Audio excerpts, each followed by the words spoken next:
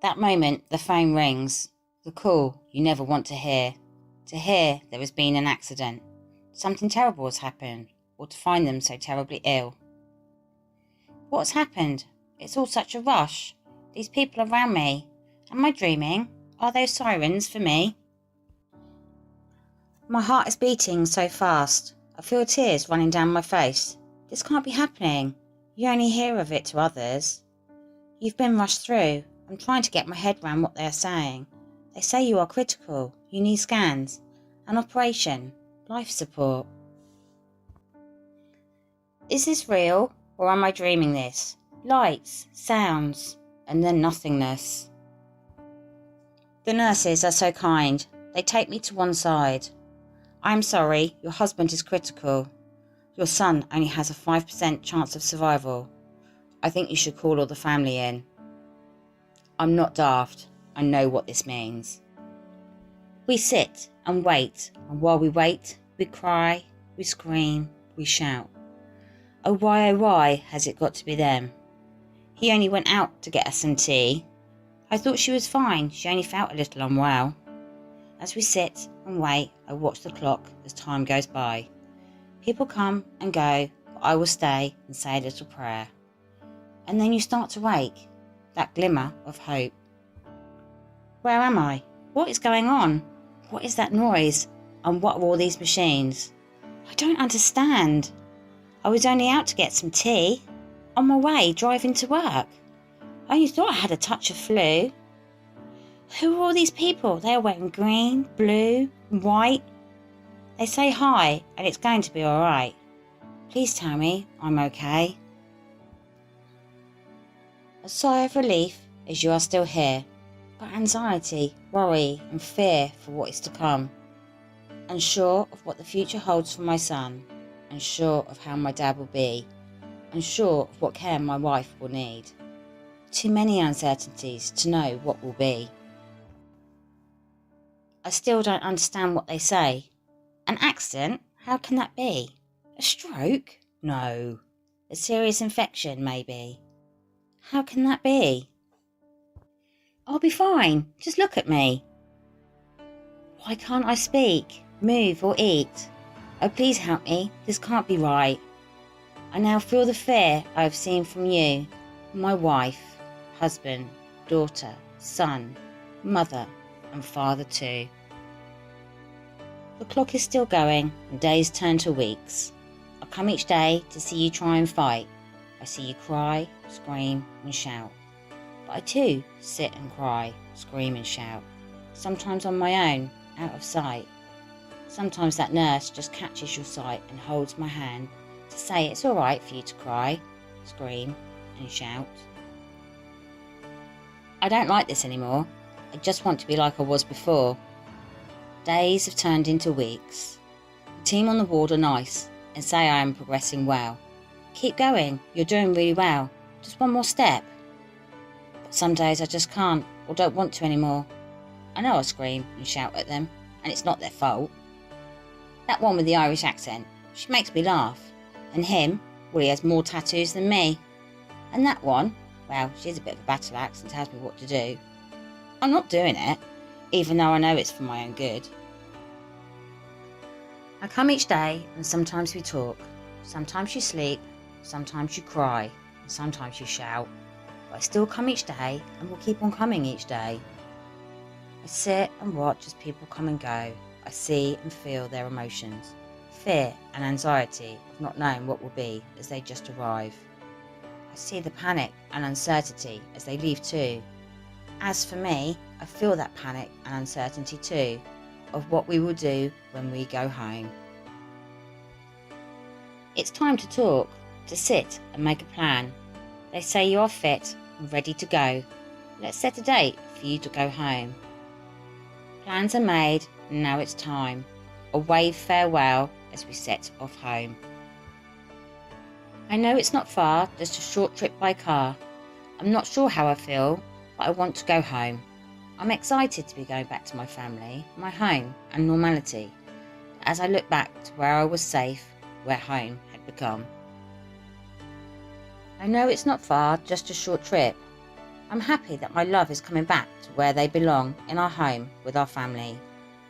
But as I look back, I fear the unknown for me and our family, the anxiety of what may be. I feel a warm glow to be sat here with my wife by my side, to see my children play and smile in our garden. But it feels strange to be here. It smells and feels the same, but in a blink of an eye it feels so different too. Is that a new picture up there? Did our kettle really boil that loud? There are new things in place to help me around, but I don't need them, as I am just going to be fine. It's good to have you here where you belong, to see you Dad sat in your favourite chair, for us all to be sat together eating dinner at the table again. But I know it's not the same. Things have changed, and so have you. You question where that picture has come from and shout that the kettle is far too loud. I fear that things are not going to be just fine. They say it will take time and that things will change, but where do we begin and how much time will it take? The clock is still ticking and the months are close to a year. It's been quite some time now. They say I'm doing well. My memory isn't quite what it used to be, but I have a diary with reminders to help me. I am so frustrated. I want to do everything I used to do. I feel so exhausted. They call it fatigue. I hate it, this feeling of uselessness. I have so many emotions of anger, bitterness, frustration and sadness. I just can't control them. He says I shout and scream. She cries and says I am so mean and cruel of what I say. Do I do that? I don't know, but I know that I don't like this feeling of anger, hate and frustration.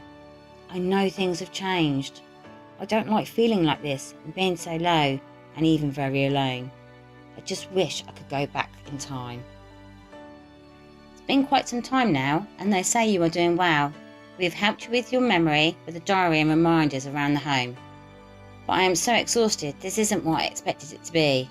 I have so many emotions for the husband, wife, daughter, son, mum and dad that I now grieve.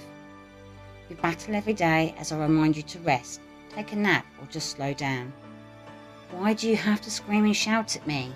It hurts so much, the things you say. Why do you do it? I hate this feeling of not knowing who you are now or what our future holds. It breaks my heart and makes me cry from deep within, and now I feel so very alone. We can't go on like this. We need to find some help. Not just for you, but for me too. They say there is help.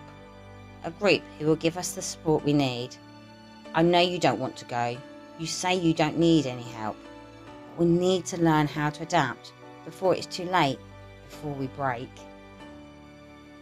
Why do I need help? There's nothing wrong with me. I'm just fine. I don't need to meet new people, especially if they are people I don't know. But you say we should go, so I guess I better go. Hello, it's nice to meet you and have you with us today. Please do come and meet the guys and girls. They're a friendly bunch, and we've always got tea and biscuits too. Gosh, this feeling of uncertainty, the unknown, the apprehension. But they welcomed me in and gave me their hand to hold. At last, I can release, and here it all comes tumbling out. Every emotion I've built up, the tears roll down, but the anger flares up. But that doesn't matter to them. They have been here, felt all these emotions, and sometimes still do. It's such a relief to talk to a fellow family member who's been there too, and is where I sit now. To know that I'm not the only one, and that there is life after brain injury. I don't deny I don't really know what to expect. I don't think I need to be here, as I feel just fine. So why do I feel nervous as my stomach is doing somersaults? It's just like being the new kid in the class. I won't know anyone. Will I fit in? But then we arrived, and they were all so welcoming. They chatted to me like they'd known me for years. Not judgmental, no questions of why I was here. It was just a casual chat about football, holidays, family and stuff over a nice cup of tea. Today I see that maybe I'm not fine, and that yes, my brain injury has affected me. But now I know I'm not the only one, and that there is life after my brain injury. The clock is still ticking, and now we are years on. Our lives have now changed. Is it for better or worse? I really don't know. But I do know that we have learnt to adapt to our new life. You, my son, now have your get up and go and wants to build things with wood. You, my wife, have such strength and determination that there is now no word as can't. You, my husband, have bonded with our daughter over what Lego to build. And you, my mum, have grown in confidence and battled your anxieties to now mentor others through brain injury. My life has now changed. Is it for better or worse? I really don't know. But I know that I have had to learn and accept since my brain injury. I don't deny that I can still put on my game face, but I have learnt new skills, made new friends, given support to others, and realised that there is a new life after brain injury for me. It's taken us time to get used to our new life after brain injury, but we are getting there, step by step, day by day.